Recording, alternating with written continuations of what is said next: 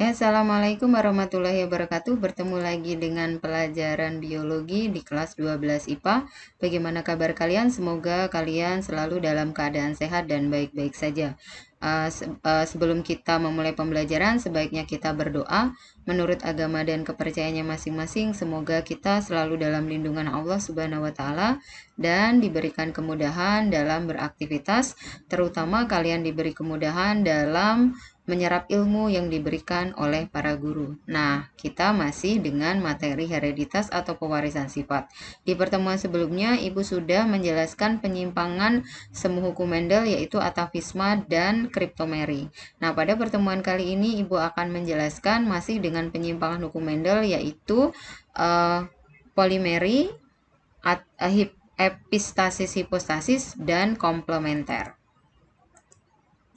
Oke, kita akan membahas polimeri. Nah, polimeri ini adalah interaksi antara dua gen ya atau lebih yang saling menambah atau menguatkan atau bersifat akumulatif ya untuk menghasilkan satu sifat. Jadi saya contohkan misalkan sifat warna merah itu biasanya kan hanya diatur oleh satu gen. Nah, ini warna merah bisa diatur oleh dua gen. Artinya ada interaksi antara dua gen untuk menghasilkan satu sifat saja. Nah, di sini terjadi pada tanaman gandum untuk mengatur warna merah pada biji gandum. Jadi, warna merah pada biji gandum itu diatur oleh gen M1 besar dan M2 besar. Nah, di sini seharusnya dikasih huruf yang berbeda karena di sini untuk mengatur sifat yang sama, karena itu tidak perlu dikasih huruf yang berbeda tetapi diberikan nomor. Nah, untuk menunjukkan bahwa ini diatur oleh dua gen. Seperti itu ya. Nah, ini adalah gambarnya. Kita lanjutkan ke proses penyilangannya. Nah, proses penyilangannya itu sama dengan materi sebelumnya. Jadi kalian tinggal bikin gametnya di sini ya, sifat warna merah dan sifat warna putih. Kemudian bikin gametnya ya, M1 besar ketemu dengan M2 besar, di sini M1 kecil ketemu dengan M2 kecil, kemudian ketemulah F1 ya, M besar, M1 besar, M1 kecil, M2 besar, M2 kecil. Kalau ada M-nya pasti akan menghasilkan warna merah. Begitu juga dengan penyilangan F2-nya. Dengan cara yang sama, maka akan dihasilkan perbandingan 9 itu berwarna merah, 3 berwarna merah, 3 juga berwarna merah. Artinya kalau ada M besar, walaupun 1, itu tetap akan menghasilkan warna merah. Sementara yang kecil semua baru dia berwarna putih. Oke. Jadi perbandingan fenotipnya itu adalah 15 merah dan 1 putih. Ingat kalau ini adalah penyilangan sesama heterozigot. Kalau penyilangan tidak sesama heterozigot tentu saja akan menghasilkan perbandingan yang berbeda. Kemudian kita lanjutkan ke epistasis hipostasis, yaitu interaksi antara dua gen di mana gen dominan yang satu menutupi gen dominan yang lain. Nah, gen yang menutupi itu disebut dengan epistasis, artinya gen yang menang. Kemudian gen yang ditutupi atau gen yang kalah itu disebut dengan hipostasis. Oke, nah ini contohnya pada kulit gandum. Kalau tadi pada warna bijinya, sekarang pada warna kulitnya. Penyilangan antara tanaman gandum berkulit biji hitam dengan tanaman gandum berkulit biji kuning menghasilkan F1 yang semuanya berkulit biji hitam. Bila F1 disilang sesamanya, maka akan menghasilkan perbandingan fenotip F2-nya itu 12 hitam, 3 kuning, dan 1 putih. Kita akan lihat penyilangannya. Ya, penyilangannya juga sama ya. Jadi kalian harus sudah paham dengan dasar-dasar penyilangannya. Jadi ini ada gandum hitam, H besar, H besar, K kecil, K kecil.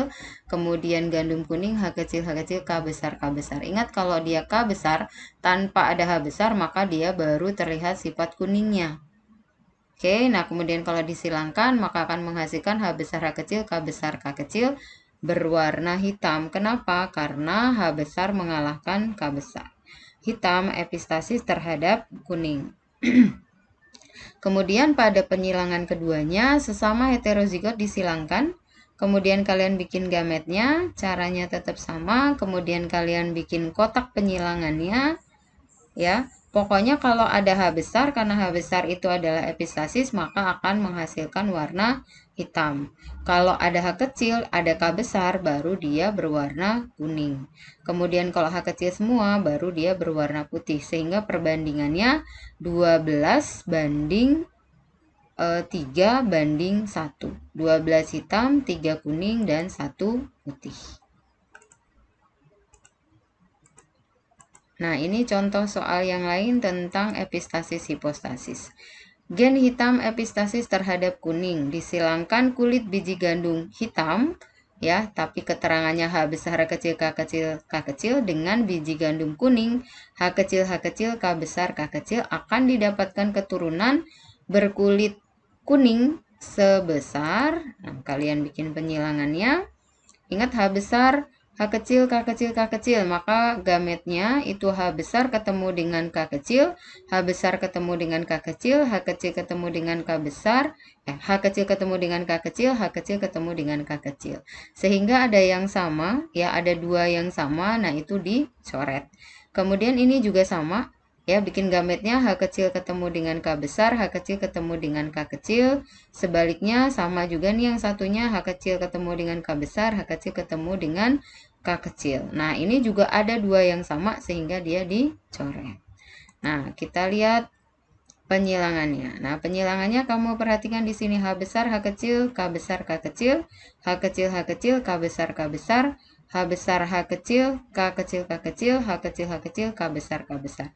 Sehingga akan dihasilkan dua gandum berbiji kuning dan dua gandum berbiji hitam. Ya. Nah, jadi jawabannya yang mana? Ya, yang berkulit kuning ada berapa persen? Karena dia sama-sama, ya, berarti 1:1 ya, berarti 50%.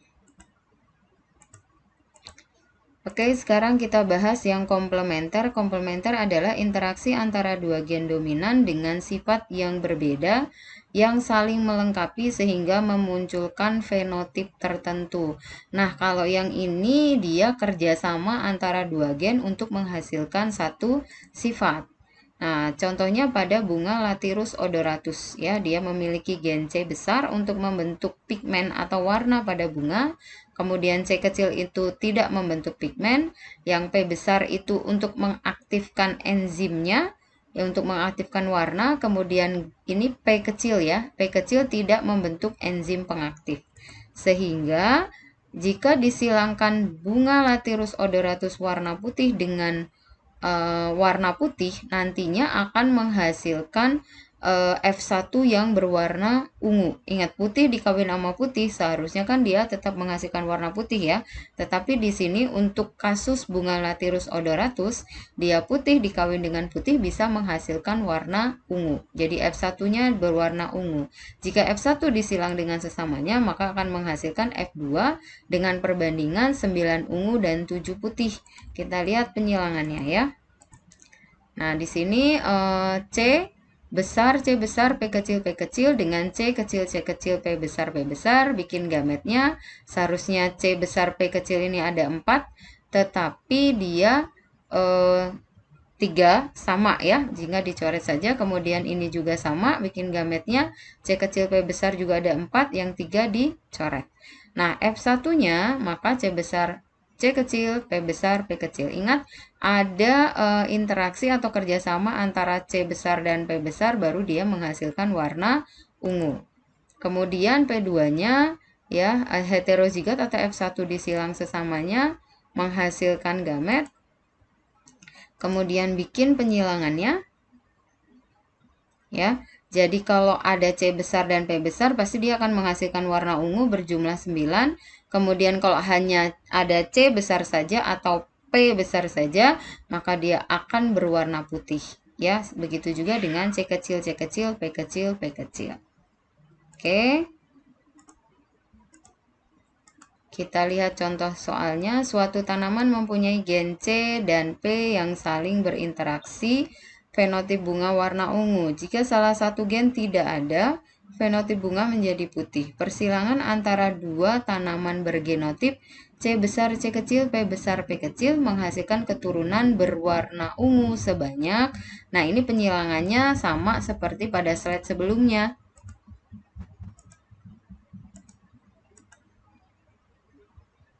Ya. Nah, ini tinggal kita lihat bahwa yang berwarna ungu tadi kan 9 per 16 kali 100%, maka hasilnya adalah 56,25%. Ya, penyilangannya ada di slide sebelumnya, kalian bisa cek kembali.